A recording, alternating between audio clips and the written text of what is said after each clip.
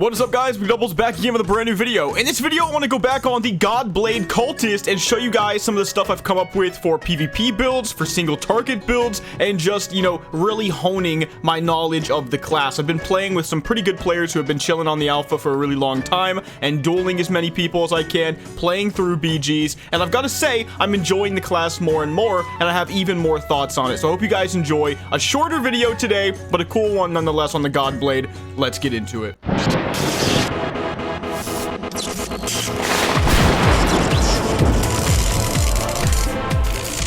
Yo guys, before we continue, like that video, hit that like button right now. Liking the video is a good thing, okay? It does nothing but spread positivity. That's all you have to do. Like the video. Okay guys, so today I basically want this video to be a follow-up to yesterday's video, and I just had this idea at 11 o'clock, so I'm about to speed edit, and I have a lot of clips from previous days though, so it's not as much as you think in terms of last-minute stuff, right? But I'm gonna put it all together, and I'm gonna get this out probably by like 2 or 3 p.m. at the latest, and we're gonna get this continuation out. What I want to show you guys today is my idea.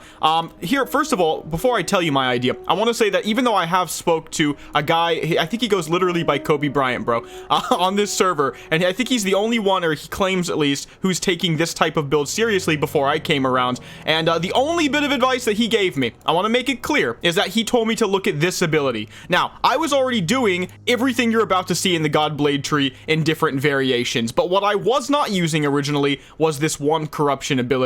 And this has actually been pretty amazing, and it's changed the way that I look at the class. Let me tell you guys what I've come up with before we do anything else. So first of all, my spec. Now, in the last video, I showed you guys the Godblade from 1 to 50. We created an AoE spec because I identified that as something that was genuinely incorrect with it right off the bat. What I mean by that is it was not performing. So I wanted to see if it could perform at all, or if this was a dead class when it comes to AoE and M+. Turns out, you can definitely, in the current iteration, spec this into something that's going to actually pump in the AoE department. But where I don't have any kind of skill, as of the last video, is the single target department. So that's what I started working on as soon as that video ended. The talent tree that I'm working with, and what you're going to see in all of the clips, it's going to be in some variation, at least in all of the clips, is going to be the talents that you see right here. I'm going to go for Improved Eldritch Strike, a 33% chance to do more shadow damage and get an extra Void Rune. Very important to keep in mind that this class is both a Void Rune class, which means basically combo points, or you could see it as holy power maybe from Cataclysm, but also a, I don't know how you would call this, like a bar generating class, where you do have some kind of bar that you kind of play up and down with. It's my insanity bar right here, and the way that I handle this is going to dictate everything. As of this video, and of course as of last, I still haven't perfectly mastered it because sometimes it feels inevitable to go insane, but there are ways to play around with it that I've seen in other specs, so it could be a Godblade thing in general. I might literally just be a suicide bomber spec, and I'm kind of okay with that. So back to the spec. We've also got Eldritch Smite of N'Zoth. I did not use this, I believe, in the last video, but I did play around with it before I was given any kind of advice. Essentially, what this is going to do is take one of my most important abilities, and that is the Blade of the Empire. You can just go ahead and see it down here. And by the way, this video is going to be a lot easier to take in if you've seen the other Cultist video. Essentially, though, Blade of the Empire is an instant cast shadow damage attack, scaling with strength, generating a rather large amount of insanity, and costing a Void Rune, at least one, to cast. Okay, that seems good, but if I take Eldritch Smite of N'Zoth, it does 150% more damage and has a chance to summon a Tentacle of N'Zoth, which is this little boy right here. These guys do mild damage, but more importantly, they slow everybody in a short radius by 50%. Alright, so I've got 2 runes right here, and I would cast Eldritch Smite, and you can see I've got a buff on me right now, and then I go ahead and I cast the Special Blade of the Empire, and boom, 1270 damage off that. It's actually pretty good. Moving on up, again, I'm going more PvP oriented because I think there's no way to test PvE right now. Like, you're not getting anything out of the dungeons. No matter how weak your class is, you can make crazy stuff happen. But we have Sophia for PvP. This is really, really cool. And what I've actually gone with, you'll notice, is as much CC and control as I can possibly get my hands on. This is a 5-second fear, but for the duration of the fear, they take 40% reduced healing, and they move at 80% reduced speed. This is really, really powerful, and I've seen myself, CCing one target and killing the other quite a lot. You'll see some of that today. That's a good ability. We also go for the Nether Strike. Apparently, there was some contention on this. As you know from my last video, I was using this anyway before anybody said anything, but this was something that was mentioned to me, and they were trying to convince me to use it as if I wouldn't initially, you know, want it. But it's pretty good. It's a 200% weapon damage strike. You can't really think that's bad. As I said in the last video, it pierces invulnerability, like the potential concept of a divine shield, immunity and resistance and stuff like that, and it also reduces damage absorption shields by 60%, like the duration of it, on your target after using Nether Strike. Think like Power Word Shield, lasting less because of Nether Strike. It's actually a badass ability. As I told you guys in my last video, I really do get like Cataclysm on Holy Death Knight without a pet vibes. It's not one-to-one, obviously, but I do get those vibes with things like Twilight Slam and also with this Nether Strike ability as well. So moving up the list, we skip this 4th row. It's mostly full of tank stuff. It's not the best, besides maybe a Spell Shift. Twilight Slam, though, is what I go for. I like it because it's a bit of a filler ability. Now, it's a 8-second cooldown, 150% weapon damage, a Shadow Strike, okay? 25% reduced healing taken, like a Mortal Strike effect. This is my way of saying, I hate you to Witch Doctors. It's like anything that's healing right now in a really cancerous way. This is my FU to those guys, but it's an 8-second cooldown, so I can't stack it that easily. It does take some ramp-up time. Now, if we move up, it's still good, though, 150% weapon damage, a Shadow, but if we move up, we get one of my most favorite abilities, 1-minute cooldown stun for 3.5 seconds. That puts it about in the range of a Hammer of Justice Paladin stun, but it does even more. It actually does damage equal to 10% of the enemy target's health, and that's insane right off the bat. But if I use this ability, it rips all of my tentacles through the void to my location, or my target's location, which is probably going to be very similar, and causes my tentacles to focus their attacks on my target. And then, of course, we've got the Eldritch Smite of Cthulhu I alluded to, and this is pretty interesting as well. This says, after using this, my next Blade of the Empire has 30 increased range, and does more shadow damage scaling with SP and attack power, increased by 1% for every stack of Insanity. Also, if my Insanity is greater than 60, I reset the cooldown of my Gaze of Cthulhu, which if you don't remember that ability, it's my ranged ability. Think like an Icy Touch type effect for Death Knights, but does shadow damage, restores 6% of my max mana, and has a chance to reset itself if you also use it above 60% Insanity. So the combo might be to Gaze of Cthulhu at like 80 Insanity, and then immediately use Eldritch Smite to reset the Gaze of Cthulhu, and then bam, do it again, and you might have some burst right there. It's not the craziest damage with this version of the spec. I've heard that the Cultist caster version is getting way stronger gazes off, but that's fine. Here's the real kicker, though. You can use 2 smites. So I've got my Eldritch Smite, and then I've also got my other Eldritch Smite of N'Zoth, so this one right here is the Cthulhu one. You can use both, but they have a 2-second cooldown. So essentially how this works is during your rotation, you sneak in one Eldritch Smite. You keep fighting, you sneak in the other Eldritch Smite. Now, my next freaking Blade of the Empire is about to slap harder than anything you've ever seen in your life, and then I go boom. And then things get one-shot. You know, we even missed some damage on that Scorpion because it was simply too much all at once. But it's a lot of damage, guys, and it's working really well in PvP. It actually feels like a more efficient version of Hammer of Twilight, so I kind of hope they, like, really look at Hammer of Twilight, because this ability has really big potential to be a crazy burst spec type of thing. I really like this ability a lot, but sometimes it does feel like if I just stack my Eldritch Smites, I'm just going to do the same thing anyway for way less effort, like I said. So what I want to do with this video real quick is I want to show you guys some BGs I've been through. I want to show you guys some duels I've been in, and just show you guys how this spec's been performing, and then I'll see you guys in a bit.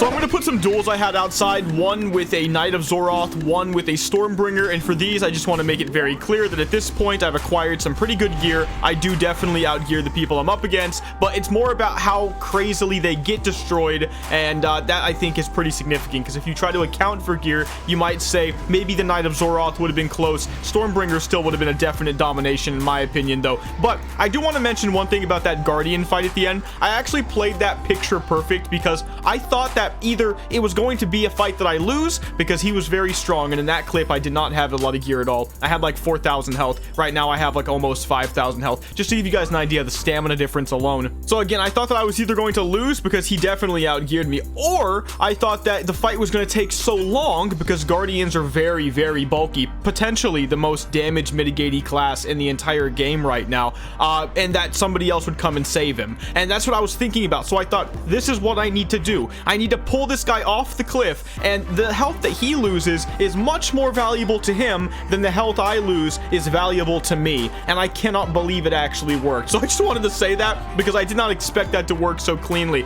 It was one of those things that you think of in the moment and you think, hey, maybe this is actually smart, and it turns out it actually is. So yeah, we dominate these two guys in duels real quick. I did these probably 30 or 45 minutes before I started making this video, right? And this was just, again, showcasing to me the power of this cultist build right now.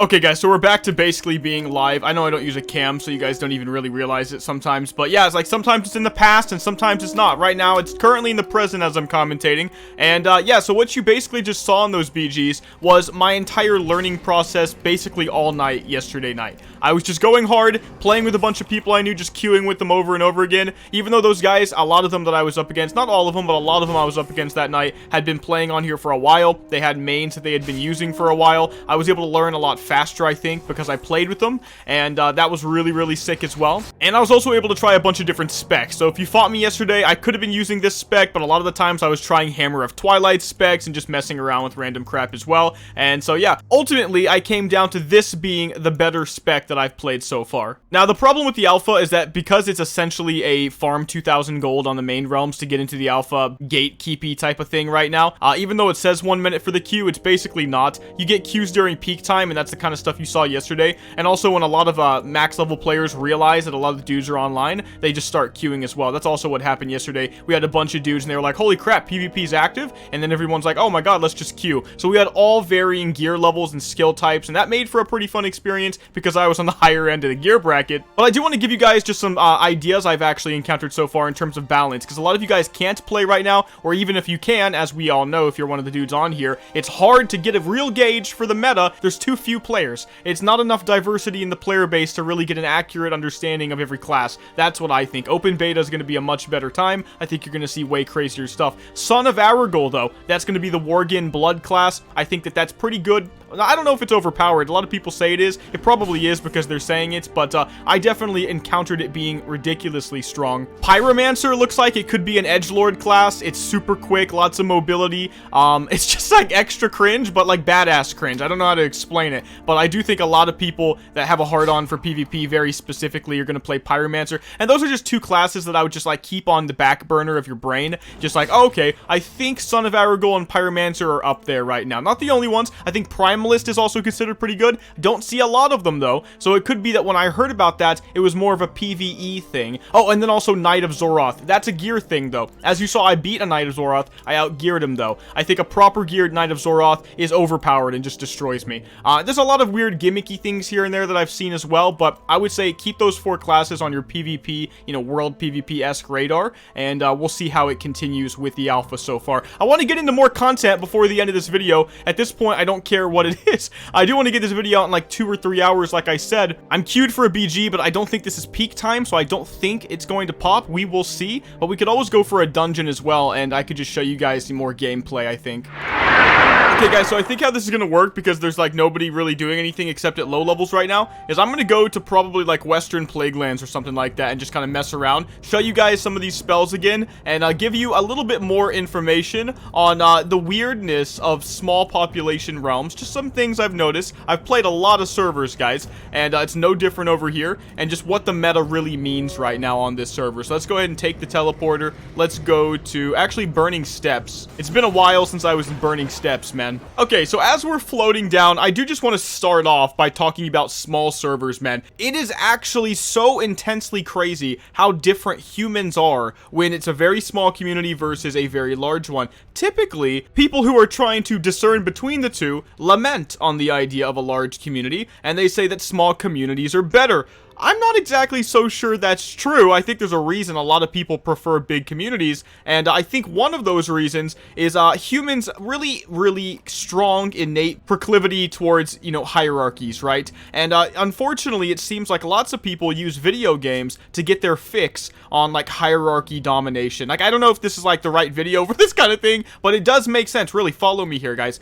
So what I've noticed, whether it was Shinobi's story, whether it was again this literal Koa Alpha, whether it was literally anything I've ever played, any server, literally ever, if the Turtle WoW in the very beginning too, when it was a small population, everybody knew each other, but that doesn't really mean everything is good and nice and dandy. Really, what it always boiled down to was that since everybody knows each other, I just think it's more toxic. Constantly people are like using Ascension chat and World chat just to whine and you know, complain at each other and call people out and talk as if it was like a general chat, and they're forming their own little cliques and they all hate each other in certain cliques. But there's like some good places, like this tribe guild's pretty good. There's always enclaves, don't get me wrong, but I've noticed like the chance to encounter toxicity, hierarchy, and elitism, oh my god, elitism is at like an all-time high on smaller servers, because these people don't form arm-length grudges. Does that make sense? Like, they don't form like emotional attachments they're arm's length like they do on a big server where you're never going to really see the same person twice, so why should you actually develop any real feelings? These people seem to feel really emotional about their, you know, grudges and encounters with other randos that they meet on this server, because they see them basically every day. That's why I like big realms, because I do like being a drop in the pond. I don't want to log on every day and have like specific people's names embedded in my head and have like specific opinions on these randos on the internet. Like, that doesn't feel fun to me, but that's exactly what's going on right now. So why do I even bring that up? It is actually relevant. Again, it's a very small community, very specific people that play more than other people are going to rise to the top,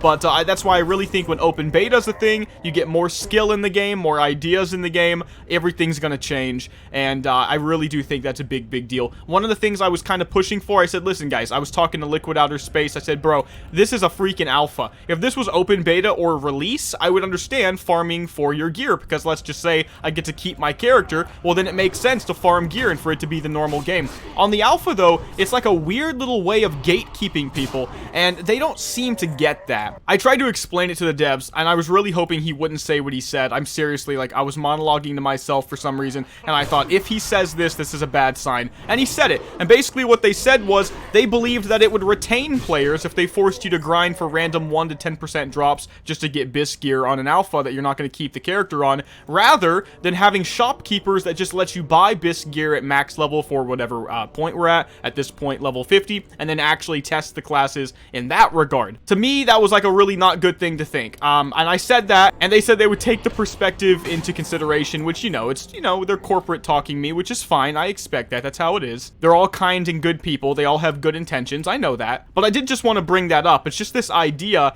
that there is some gatekeepy stuff, some elitism that really doesn't have to do with player skill. And what I'm trying to say is that there are probably sleeper classes out there. That's the premise of this speech right now. But you have to understand both of the things I said for what I said to make sense. There are probably some sleeper classes out there. There are probably some sleeper specs. There are probably some combos that maybe some people do know about, but it's not being spread fast enough because the population's so small that if there was an open beta and lots of people trickled in, suddenly the real meta would unveil itself. And so that's a really big thing to be cautious about. One thing I'm really hoping they do soon is just lower the barrier to entry for people to get in here. I'm not saying you have to immediately make it free, but if we could like lower the price of a Koa book so that people could get in here both for real money if they wanted to, or for farming gold on a lore, I think that would be great. Am I really gonna die? Bro, I'm actually gonna die again. I can't AFK commentate with this class, dude.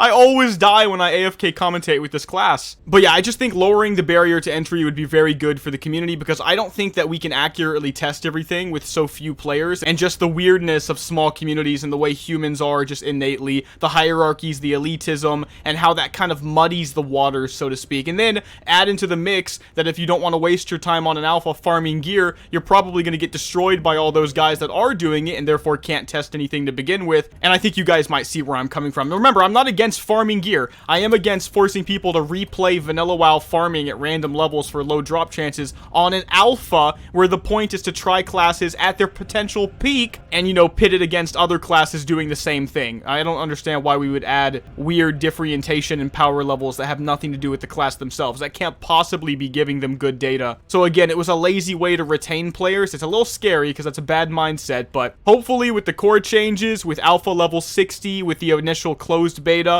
we start seeing, you know, just a little bit more thought going into it, because right now it makes sense. Let's give them the benefit of the doubt. They only care about the 21 classes. It's a lot of work. They just got more devs. Remember, nobody's shit-talking anybody, but that doesn't mean we can't be real about things as well. So again, one last thing I want to do before we end this video. It's just a short video randomly showing you guys, you know, a part 2 of the Cultist, since you guys liked it so much yesterday. I want to just reiterate some of the powerful bits of this class. Bend Will, I found out, can be used against players. It's just a short CC though, and that's basically the extent of it. But you can see I have like my own ogre pet right now. I can sick him on this other ogre right there. We can watch them, you know, fight to the death. I've also got Voidbind. I talked to you guys about that. I like that. Chains of Ice, but purple. It's a stun with the Hammer of Justice effect. We've also got So Fear. So you can see that's a 5-second 30-yard range fear, 40-yard actually range fear. And I really do like this because it adds even more utility. I don't have a charge, but one thing you saw me use a lot that I referred to as a Death Knight grasp effect is literally Empire's Grasp. And you can see it's a 1-second cast and they teleport to me. And they're also silenced for 2 seconds and slowed by 40% for 8 seconds. It's actually a loaded ability. The cast time is what adds balance to it in my opinion though, and I really do like it. Some other things you may have seen me use would be, for example, the Edict of Gluttony. If I put this curse on somebody for 20 seconds, I'm healed for about 95 every time I attack them,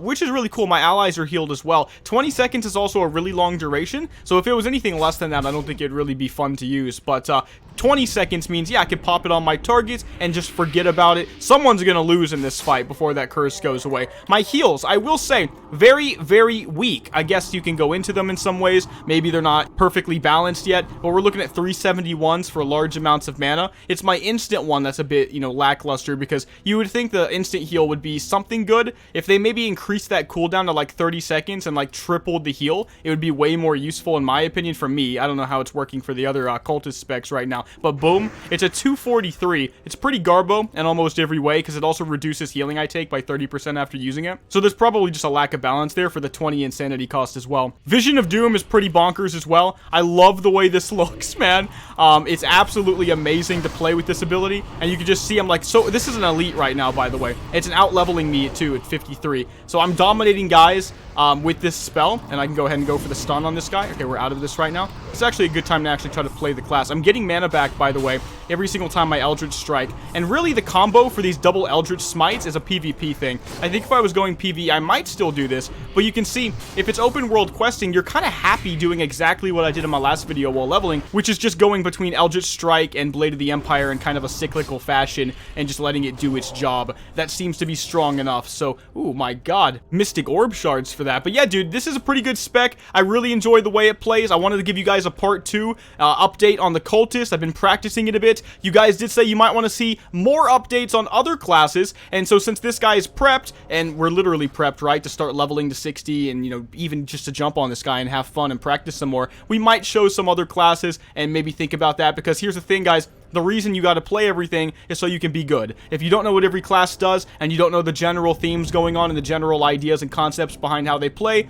it's going to be very difficult to be good at the game. But anyway, guys, if you enjoyed this video, make sure to give it a like and to subscribe. I'm going to do the quickest giveaway we've ever done. Jason Saez, really love the Cultist transmog you have going. Can't wait for Koa to start. In-game name, Garalex. Here you go, man. There's a Death Speaker supporters chest. GGXDXDXD. And make sure to leave your in-game name in the comment section below from the Alar server to have a chance at winning in the next video. I'll see you in the next one. Mcdoubles out.